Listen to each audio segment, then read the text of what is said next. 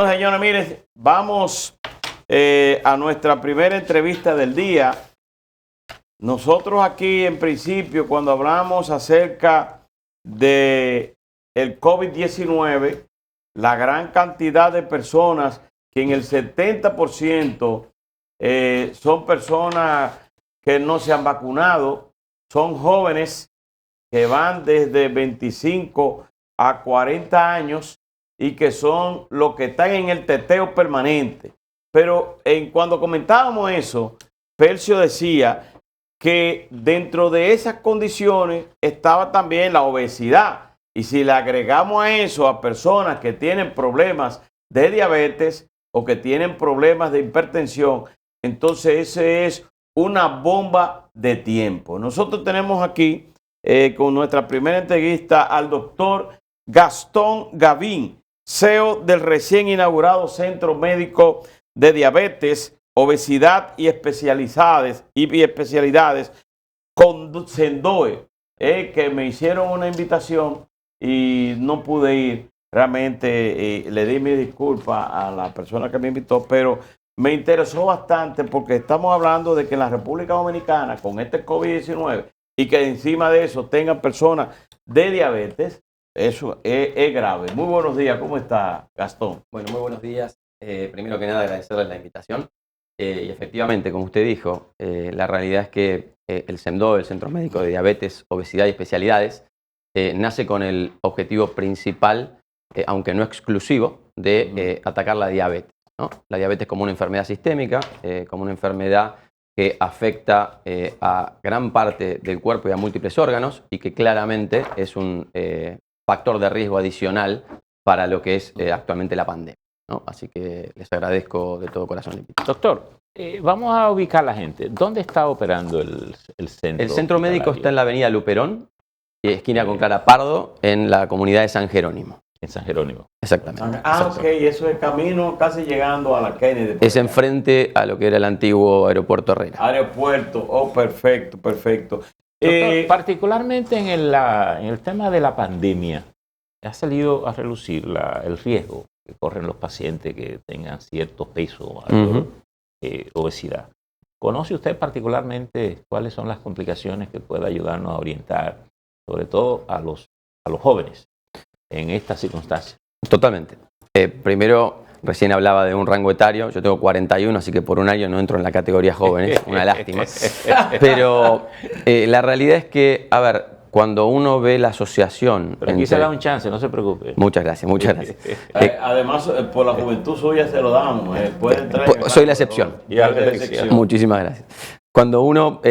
yo vengo de un hospital universitario de alta complejidad en la Argentina, que se llama el Hospital Austral, en donde hemos atendido muchos pacientes severos de COVID, y uno podía visualizar claramente la asociación entre obesidad y casos graves de COVID, ¿no?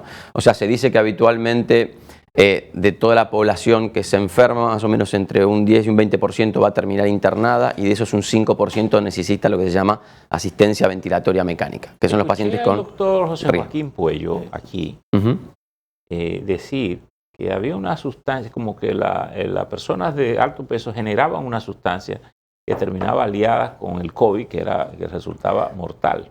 A ver, desconozco esa información. Yo lo que sí le puedo decir es que habitualmente el paciente con obesidad, ¿no? Que no estamos hablando con ligero sobrepeso, sino que ya realmente tenga a la obesidad como una enfermedad, tiene más complicaciones a nivel inmunológico, y por supuesto a la hora de tener una enfermedad respiratoria es mucho más complejo el trabajo con ese paciente. A nivel mundial o a nivel de aquí de República Dominicana, ¿ustedes tienen algún porcentaje de la cantidad de ciudadanos que están con diabetes? A ver, por lo menos las estadísticas que yo me fui edificando del país, a nivel de diabetes estamos más o menos en el 15% de la población. Es una enfermedad muy subdiagnosticada también. Hay mucha gente que hoy es diabética o prediabética y no lo sabe. ¿Cómo subdiagnosticada es que no es visibilizada? Claro. La enfermedad diabetes es una enfermedad silenciosa que va afectando a la gente hasta que empieza a tener lo que se llama impacto en órganos blancos. Sí. Por ejemplo, una persona... No huele, tú no lo sientes. No, pero se va afectando las arterias, se va afectando, por ejemplo, los ojos, hasta que uno no empieza a ver mal. Un día te da un... Exacto. Y ya tiene una historia de mucho tiempo de diabetes. Y en el caso de esos pacientes de diabetes que siempre se diagnostica como paciente 1, paciente de obesidad, diabetes tipo 2. Diabetes 2. ¿Cuáles son esos renglones y en qué afecta? A ver, la mayor proporción de diabéticos que conocemos son tipo 2. El diabético, no me voy a poner muy técnico, pero el diabético tipo 1 es un diabético que inicia la enfermedad de forma mucho más temprana. Es una enfermedad que da síntomas mucho más importantes, sí, y es más fácil diagnosticar en etapas tempranas. Y es el diabético que necesita insulina desde un primer comienzo. El diabético tipo 2 empieza generando lo que se llama una resistencia a la insulina, porque habitualmente empieza a engordar y le cuesta a la insulina trabajar para mantener el azúcar en la sangre, y después de un tiempo, ya por más que se haga el esfuerzo, la insulina no logra colocar el azúcar en la sangre en los lugares donde corresponde. Teníamos aquí un paciente, teníamos aquí un empleado, ya no está, renunció y se fue, pero ese joven era joven, pero encima de eso no era obeso. Era una persona completamente alta, pero siempre tenía el azúcar en 500. ¿Qué tipo de paciente podemos decir que es este? Que no pueda ni siquiera resistir y que a cada rato teníamos que llevarlo, agarrarlo. Habitualmente un paciente joven y delgado, como usted dice, estoy adivinando, pero me parecería ser más que sea un diabético tipo 1. Habitualmente el diabético tipo 1, como tiene la enfermedad de muy joven, a la larga está más entrenado, porque nace prácticamente con la enfermedad, y ese es el paciente diabético que... Muchacho de 40 años y convive con 500 de azúcar. Bueno, eso ¿Puede es un... Sí, porque el problema no es... ahora, la diabetes tiene múltiples complicaciones, pero el azúcar... con 500 de azúcar, por supuesto, hay que tratarlo, hay que bajar el azúcar a valores más normales, pero a menos que tenga ese valor sostenido por mucho tiempo, no le va a generar ningún problema, doctor, en el momento, ¿no? Hay una situación aquí que tiene que ver con la dinámica de la medicina. Por ejemplo, no es muy frecuente que en nuestros países la persona tenga un historial muy temprano de seguimiento y que tal vez se pueda detectar de temprano. Mira, aquí hay una señal que me dice que está paciente. ¿Cuál debe ser el procedimiento para las personas tratarse con este tema? Sobre todo porque, como bien usted dice, la diabetes es de la secreta, que va trabajando y nadie se entera. Exacto. Hasta que da luz roja. La pregunta que hizo es clave porque es parte de la filosofía del SEMDOE. Nosotros entendemos que tenemos que tratar de dejar de curar enfermos y empezar a mantener sanos. Es decir, pasar de la reacción a la predicción. A la acción preventiva. Ajá, entonces, en ese sentido, para nosotros es muy importante poder empezar a trabajar con la gente para la concientización. Así como estamos trabajando con el COVID en todos los países, bueno, la diabetes es otra pandemia. Es una pandemia mucho más vieja que el COVID y que afecta a mucha más gente y que ha matado a mucha más gente que el COVID. Y posiblemente mata mucho más. Y posiblemente siga mucho tiempo después del COVID. Entonces, SEMDOE tiene ese foco. Si bien, como lo decía, no somos un centro exclusivo de diabetes, buscamos tener una referencia en diabetes porque es una enfermedad muy insidiosa y que impacta en la vida de la gente. Entonces, para nosotros, programas, por ejemplo, educativos y preventivos respecto de aquellos factores de riesgo que pudieran llevar a un paciente a desarrollar diabetes, es uno de los principales objetivos que tiene SEMDOE. El segundo, por ejemplo, es el poder hacer un registro, un track record, o sea, un registro de salud de esas personas y que sea consolidado y que sea fácil de poder ir a buscar. Es por eso que SEMDOE nace 100% digitalizado. Nosotros tenemos nuestro registro electrónico, es desde un primer momento lo que se llama paperless, sin papeles. Usted viene al centro, le hacen toda la anamnesis, le registran todos sus antecedentes y lo que necesita y ya queda registrado. Por ende, cuando uno lo tenga que compartir es mucho más simple. Porque los médicos, y en mi caso que soy zurdo, tenemos muy mala letra. Muy mala letra. Eso, doctor, simplifica. En este caso, el centro funciona dentro del sistema de salud regular. Con seguro, las personas que tienen seguro acuden, lo hacen. Pero veo que el centro es claro cuando dice diabetes, es claro, obesidad, es claro, pero dice y especialidades. ¿Cuáles son las otras especialidades que atienden ustedes? Bien, el primer punto importante es lo que usted dijo. Nosotros intentamos hacer un centro que tenga calidad y prestigio internacional y que sea reconocido y certificado por terceros. El CEMDO es un proyecto que va a buscar una certificación internacional en calidad y seguridad, que es importante eso, porque ya nos coloca como país en comparación. Aquí se ha hablado en ocasiones del turismo médico. E incluso hay hasta algunos intentos de hospital en Santiago, quedó tronchado un hospital que buscaba agregarse al HOMS para que los pacientes se recuperaran allí. Pero alguien me dijo como que se necesitaba unos procedimientos especiales a nivel internacional para poder tener esa categoría. Exactamente. ¿Cuál es esa categoría? Entonces, en principio, primero, respondiendo a la pregunta anterior, a nivel especialidades, nosotros contamos hoy con 24 especialidades. ¿24? ¿Cuáles? Tenemos, por ejemplo, cardiología, neurología, tenemos endocrinología, nutriología, neurología, ¿bien? Cirugía. Si bien tenemos un centro hoy, en el centro tenemos un quirófano solo oftalmológico, pero tenemos especialidades quirúrgicas para poder planificar correctamente a los pacientes con sus dolencias. Entonces, dentro de las cirugías hay múltiples especialidades. Tenemos especialistas en imágenes. El centro tiene imágenes también de alta complejidad, como resonancia magnética, como tomografía computada. Tenemos diabetología. Bueno, pie diabético es un área súper importante en nuestro centro, porque habitualmente el pie diabético lo afecta a la población más vulnerable. Y nosotros tenemos un área de pie diabético, le diría, a nivel de calidad mundial. Eso es súper importante. Por lo que usted describe... ¿Solo maneja una fundación o es una institución normal, como una clínica que le interese? El CEMDO de per se, es una empresa, pero que no tiene ánimo de lucro principalmente. No, okay. Bien, nosotros tenemos la estrategia de que los ingresos que se generen sean para aportar a la sostenibilidad y a la reinversión. Todos los pacientes que acudan allá con cualquiera de los seguros que hay aquí de las ARS, ustedes lo reciben. Exactamente. Nosotros actualmente estamos aceptando prácticamente al 95% de todas las ARS. Tenemos planes básicos. Exacto. Bien, tenemos hasta con SENASA, planes básicos y pensionados. Y a través de la Fundación Alivia, que es parte del ecosistema que tenemos, estamos tratando de trabajar para aquellos que no tienen cobertura y para el régimen subsidiado. La parte para social, digamos, del centro. Es muy importante para nosotros. Por lo que usted describe, en el orden tecnológico, me da la impresión que deben estar considerando la telemedicina, es decir, totalmente, la posibilidad de que muchos especialistas a nivel internacional puedan intervenir con ustedes acá.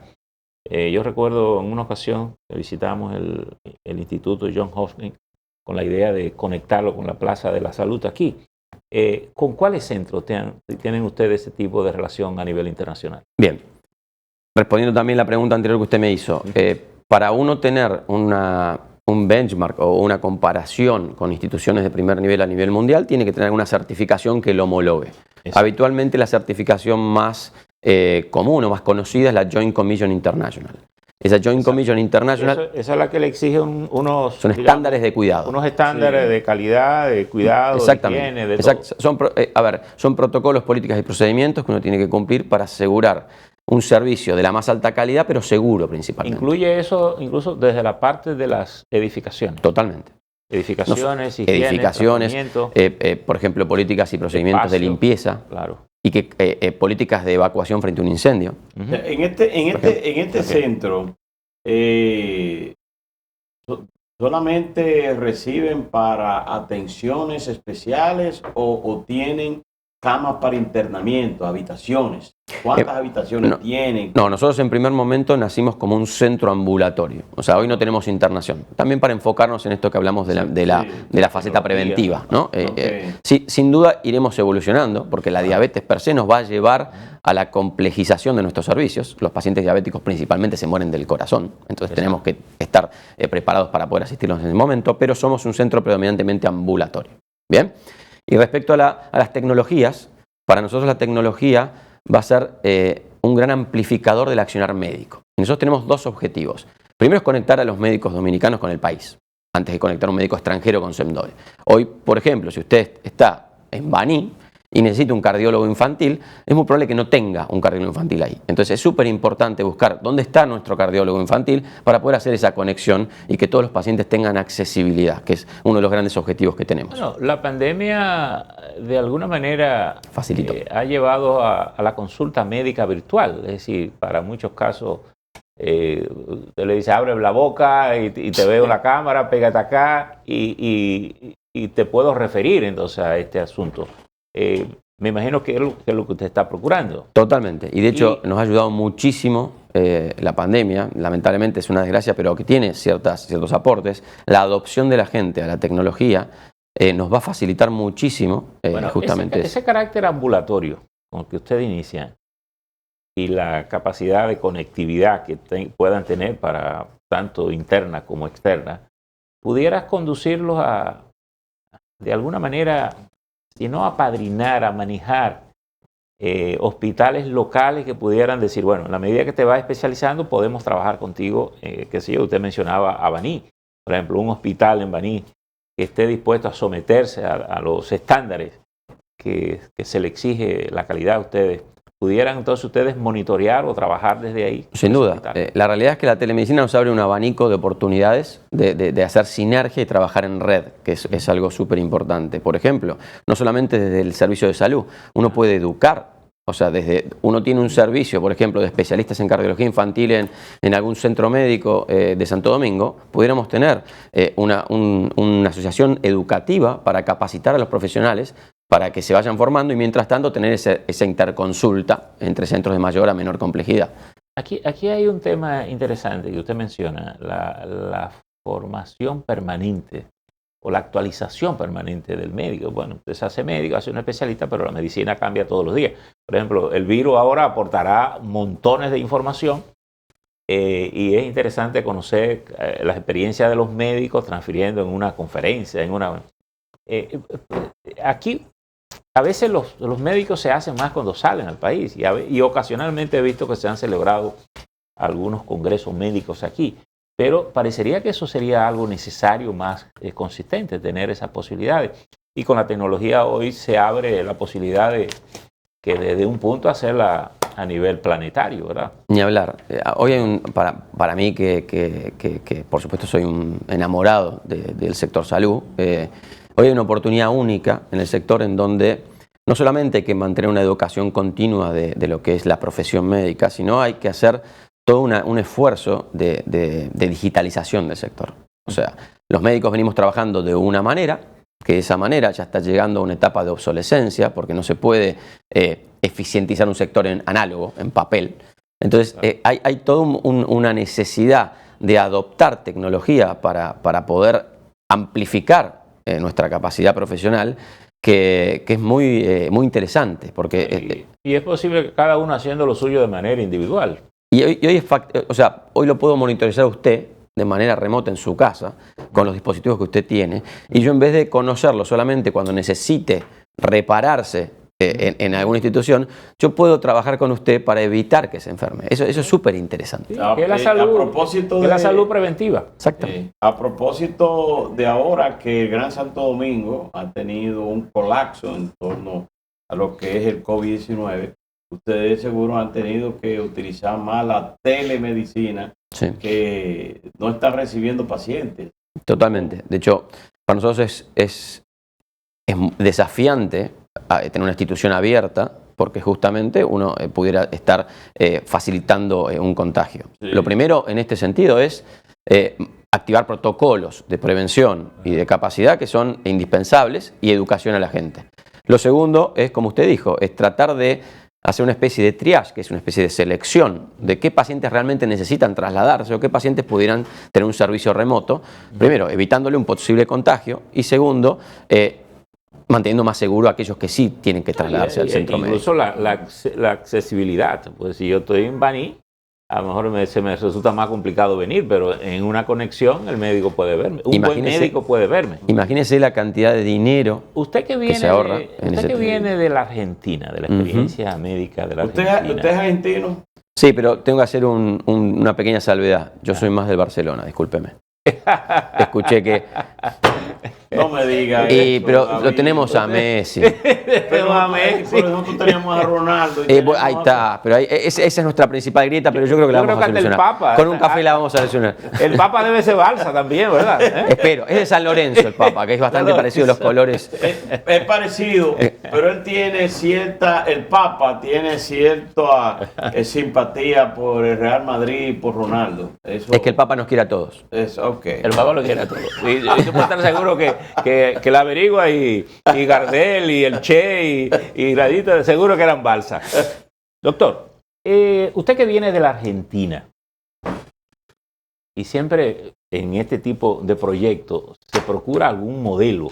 ¿Hay alguna referencia que estemos siguiendo? ¿Hay algún modelo que se esté replicando, queriendo replicar o tomando aún con las modificaciones que puedan introducirse para establecer este sistema acá? Totalmente. La realidad es que el SENDOE no viene a proponer nada nuevo, no estamos inventando la rueda. Lo que sí estamos tratando es de tomar las mejores prácticas a nivel mundial y poder, a ver si digo bien, aplatanar el modelo al país. En ese sentido es importante porque, por ejemplo, si uno hace una comparación con un sistema como Estados Unidos, el modelo de acceso a la salud es diferente. Acá en el país, el acceso a la salud es un derecho. En Estados Unidos no es tan así. Entonces, en ese sentido es importante tomar las lecciones aprendidas, pero después hacer nuestra propia receta para brindar el mayor valor posible. En ese sentido, hemos trabajado con las mejores instituciones a nivel Estados Unidos, Europa, y en Argentina yo vengo de una institución que fue la primera que acreditó por la Joint Commission International, que es el Hospital Universitario Austral,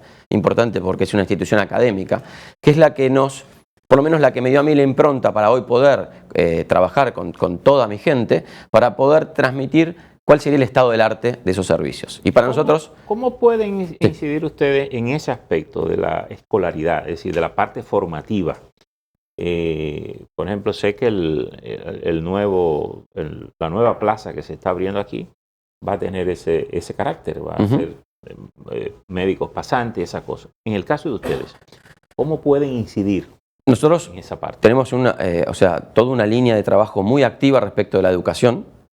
Lo primero que nosotros decimos es: sabemos de lo que sabemos y no sabemos de lo que no sabemos. Para esto nos asociamos con instituciones locales del país para poder colaborar en desarrollo educativo. Por ejemplo, estamos trabajando con el TEP, estamos trabajando con Barna, estamos trabajando con diferentes instituciones de salud para poder crear lo que llaman contenidos educativos para diferentes profesionales de la salud. Por ejemplo, enfermería. Que ayuden a multiplicar. Exacto. Y una cosa final.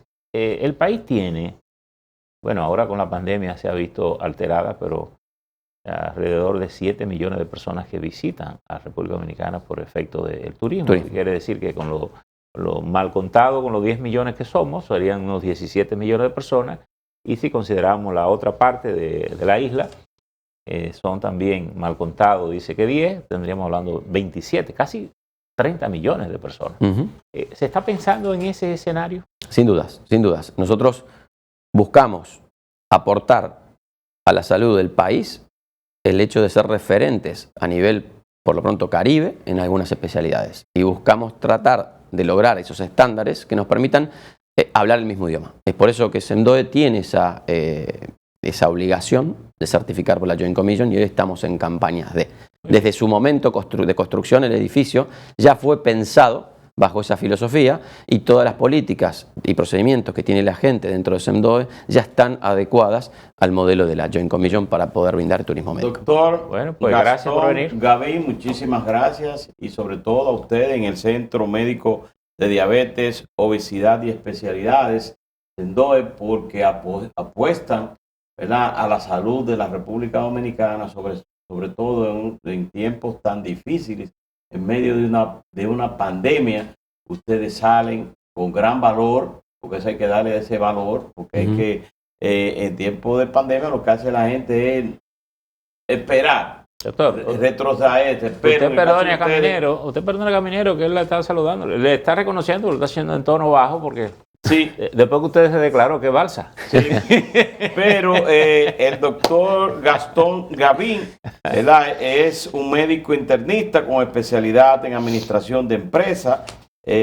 Además de eso, es egresado de la Facultad de Ciencias Biomédicas de la Universidad Austral en Argentina y de la Residencia de Medicina Interna del Hospital Universitario Austral. Además, posee una maestría en Administración de Empresas por la IAE Business School de la Universidad Austral. Así que le damos la bienvenida, muchísimas gracias. Tenía esto, porque yo siempre tengo, esto que yo tengo aquí es un formulario para inscribir a la gente para el Real Madrid, pero usted es argentino, no, yo le voy a dar forma de salir de Messi. Usted sabe que yo hace 2 meses tuve una dominicana, o sea, aporté una dominicana al país. Entonces sí. yo le voy a dar la oportunidad para ver si la logra convencer. Usted, amigo, muchísimas gracias. Fue la entrevista interesante con el doctor Gastón Gavín. Nosotros hacemos una pausa, retornamos en breve.